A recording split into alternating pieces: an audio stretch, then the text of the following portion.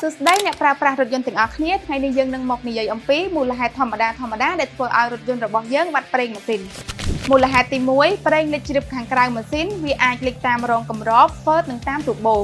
មូលហេតុទី2ស៊ីប្រេងម៉ាស៊ីនតាមរយៈប្រវត្តិពីស្តុងនិងស៊ូមីប្រវត្តិពីស្តុងសឹកនិងស៊ូមីសឹកធ្វើឲ្យជ្រាបប្រេងម៉ាស៊ីនផ្នែកខាងក្នុងម៉ាស៊ីនធ្វើឲ្យមានផ្សែងខ្មៅខុសធម្មតាដូចនេះដើម្បីជៀសវាងរថយន្តរបស់យើងបាត់ប្រេងច្រើនប៉ះពាល់ដល់ម៉ាស៊ីនធ្ងន់ធ្ងរនិងបណ្ដាលឲ្យកូប៉េម៉ាស៊ីនឬរើម៉ាស៊ីននោះអ្នកស្រឡាញ់រថយន្តទាំងអស់គ្នាគួរតែ